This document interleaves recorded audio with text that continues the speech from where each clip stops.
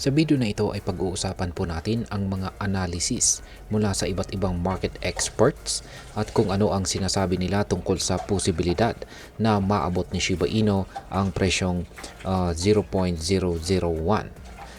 Ayan, 20 digits po yan. Ano nga ba ang mga dapat nating bantayan?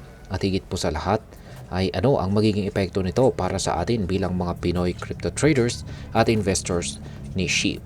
Kaya yan po ang mga tanong na siyang ating pag-uusapan sa video na ito. Pero bago po tayo magpatuloy ay nais ko lamang po munang bigyang linaw ang aking disclaimer kung saan ang nilalaman po ng video na ito ay hindi po ito isang financial advice. For education and information purposes lamang po ang layunin nito. Ayan, mula pa noong nakarang linggo ay nakakaranas na ng matinding pagbaba ang presyo itong si Shiba Inu. Ayon po sa mga datos ay bumagsak ito mula sa psychological price level na 40 digits 2. Bagamat tila bearish o pababa ang presyo, nananatili pa rin ang pag-asa ng ilang mga market analyst. Isa na dito si Shib Knight. Isa po siyang kilalang crypto pundit na may halos kalahating milyong followers sa X. Ayon sa kanya, possible raw ang presyo ni Shiba Inu na umabot sa 0.001. Hindi ito ang unang pagkakataon na binanggit niya ito. Nitong nakalipas na August pa lamang ay sinabi na niya ito kahit na mas mababa pa ang presyo ni SHIB noon na nasa presyong 40 digits 1380. Ngayon ay bakit nga ba nananatiling optimistic ang mga analyst? Ayan, may ilang rason kung bakit naniniwala ang mga analyst na kaya pa ring bumalik o tumaas ang presyo ni Shiba Inu. Isang halimbawa nito ay ang nakaraang pagtaas ni SHIB noong buwan ng December kung saan ay umabot po ito ng 142% mula noong August.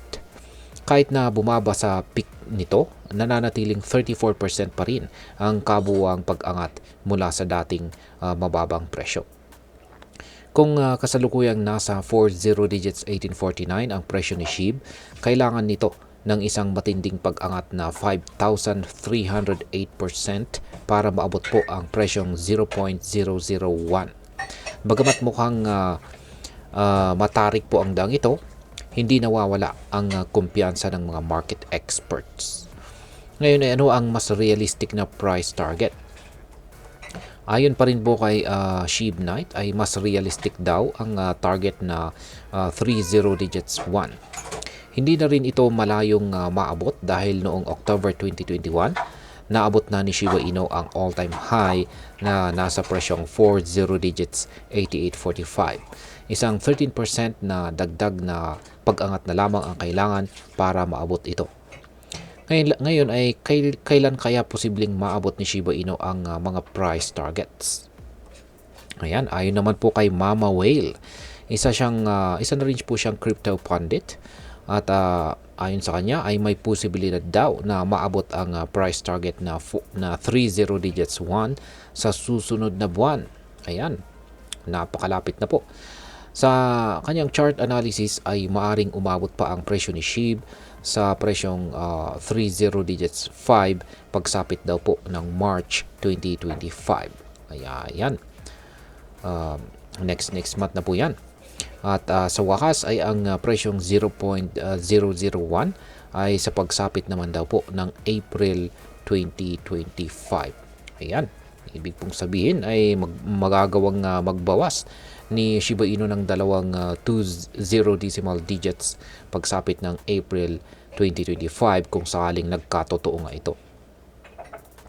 Bagamat optimistic po ang kanilang mga predictions, ay may mga nagsasabing hindi ganun kadaling makamit ni Shiba Inu ang mga presyong ito dahil po sa kasalukuyang kondisyon o kalagayan ng crypto market. Ayan. Ngayon ay ano naman po ang maaring maging epekto nito para sa atin bilang mga Pinoy crypto traders at investors na interesado rito kay Shiba Inu. Ayan, kung sakaling magkatotoo ang price prediction na ito, tiyak na malaki po ang magiging epekto nito sa atin At una ay magiging positibo ito para sa mga long-term holders ni Shiba Inu na maaaring kumita ng malaki kung makakamit ang mga target prices. Pangalawa ay maaari rin nitong akitin ang mga mas maraming Pinoy na pumasok sa cryptocurrency market. Gayunpaman, kailangan pa rin nating tandaan na mataas po ang volatility ng crypto market. Hindi dapat natin ilagay lahat ng ating investment sa iisang token lamang. At ayan, bilang panghuli ay ano naman ang aking masasabi tungkol dito. Para sa akin ay maganda na maging positibo at umaasa tayo sa potensyal ni Shiba Inu. Ngunit bilang isang responsible na crypto investor, malagang magsagawa po tayo ng sarili nating pananaliksik at pag-intindi sa market. Huwag po tayo masyadong magpadala sa hype at siguraduhin na po nating handa tayo sa anumang posibleng pagkalugi. At ayan, hanggang dito na lamang po tayo sa video na ito mga ka-crypto. Sana po ay inyong nagustuhan ang aking paliwanag sa video na ito. Kung inyo po itong nagustuhan, pakiclick lamang po ang like button nito. Marami pong salamat sa panonood. Ingat po tayo lagi at God bless po sa ating lahat.